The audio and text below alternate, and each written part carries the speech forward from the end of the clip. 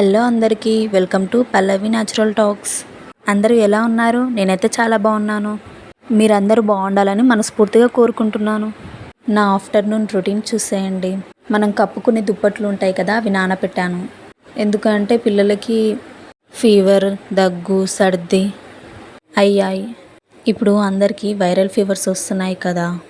Weather change అయితే చాలు మా పిల్లలకి ఇక జ్వరాలు వచ్చేస్తూనే ఉంటాయి. అందుకే 1 వీక్ ఒక్కసారి అయినా దుప్పట్లు, బెడ్షీట్స్ అన్నీ ఉతికేస్తూ ఉంటా.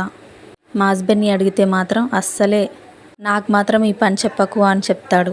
ఏమన్నా ఫెస్టివల్స్ వచ్చినా నేనే పిండేయాలి, ఏదైనా నేనే పిండేయాలి. అందుకే ఎవరి పని వాళ్ళే చేసుకోవాలని ఇక నేను అసలే అడగను అతన్ని. ఇక నిన్న బట్టలు ఉండే అవి పిండేస్తున్నాను, పిల్లలవి నావి.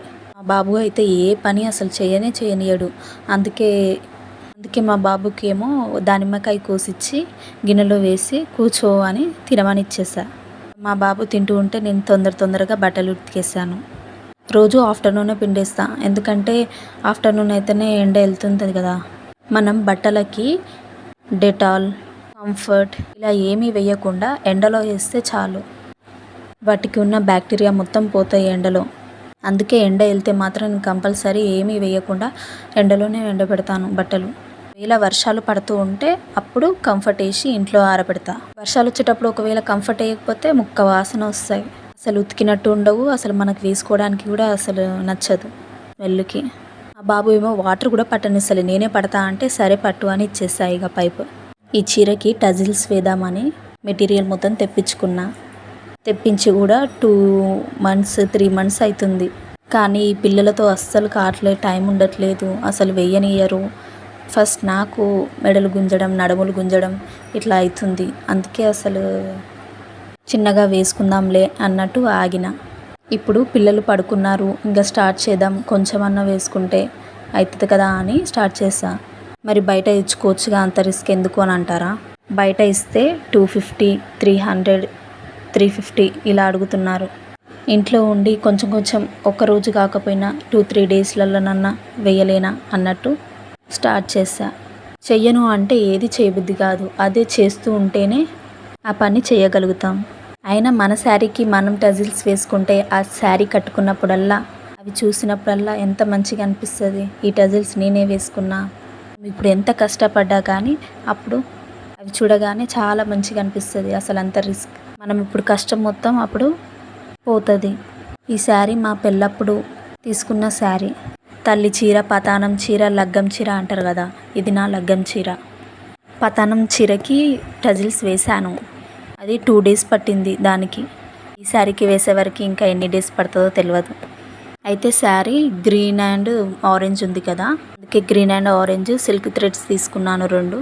తీసుకొని శారీకి 1.5 inch 1.5 inch అట్లా మార్క్స్ చేసుకుంటూ వెళ్ళా. శారీకి వేసి నేను ఏమేమి పూసలు ఈ శారీకి వేద్దాం అనుకుంటున్నా ఆ పూసలు పెట్టాను. వేసేసి నా దగ్గర ప్యాడ్ లేదు, అందుకే మా పిల్లలది ఫోటో ఫ్రేమ్ ఉంటే ఆ ఫోటో ఫ్రేమ్కి థ్రెడ్ చుడుతున్నాను. థ్రెడ్ ఎంత తీసుకోవాలంటే మన ఇష్టం, 100 అయినా తీసుకోవచ్చు, 150, 200, 250 ఇట్లా తీసుకోవచ్చు. నాకైతే 150 చాలు అనిపించింది, అందుకే 150 తీసుకున్నా. 150 రౌండ్స్ తీసుకున్నా. మనకి టజిల్ లెంత్ తక్కువ కావాలి అంటే 200 రౌండ్స్ తీసుకుంటే బాగుంటుంది. టజిల్ లెంత్ ఎక్కువ కావాలంటే 150 అయితే చాలు. థ్రెడ్ తీసుకొని అలా ముడి వేసుకోవాలి. నాకైతే ఇదే ఈజీ మెథడ్ అనిపిస్తుంది. ఇలా కాకుండా ఫస్ట్ థ్రెడ్ తీసుకొని చిన్న టజిల్స్ రెడీ చేసుకొని పెట్టుకోవచ్చు. రెడీ చేశాక అవి ఈజీగా ఎట్లా పూసలు ఎక్కించి ఆ టజిల్స్ దానికి జాయిన్ చేసి ఇట్లా కుట్టేస్తే అయిపోతుంది. కానీ అట్లా టైం తీసుకుంటుందేమో అని ఇలా అయితే ఈజీ అనిపించింది నాకు, అందుకే ఇలా వేస్తున్నాను. మీకు ఎలా ఈజీ అనిపిస్తే అలా వేసుకోండి. నా దగ్గర ఫ్లవర్ బీడ్స్ ఉన్నాయి కానీ ఎక్కువ లేవు, కొన్నే ఉన్నాయి. ఫ్లవర్ బీడ్స్ అయితే ఇంకా బాగుండేది. నా దగ్గర ఓన్లీ గోల్డ్ అండ్ వైట్ ఇవే ఉన్నాయి, అందుకే ఇవే వేస్తున్నాను. ఏవో ఒకటిగా మళ్ళీ తెప్పియాలంటే మనీ అయితే ఇవి ఉన్నాయే వాడేస్తే అయిపోతుంది కదా అన్నట్టు. తర్వాత శారీకి ఏమో సిల్వర్ బార్డర్ లాగా వచ్చింది కదా, గోల్డ్ బార్డర్ వస్తే గోల్డ్ జెరీ థ్రెడ్ తోటి టైట్ చేసుకోవాలి. శారీకి ఏమో సిల్వర్ బార్డర్ వచ్చింది కదా, అందుకే సిల్వర్ జెరీ థ్రెడ్ తోటి టైట్ చేశాను. తర్వాత ఎక్స్ట్రా ఏమన్నా థ్రెడ్స్ ఉంటే కట్ చేసుకోవాలి నీట్గా. ఇక ఫైనల్ లుక్ చూసేయండి, ఎలా ఉంది చెప్పండి, బాగుందా?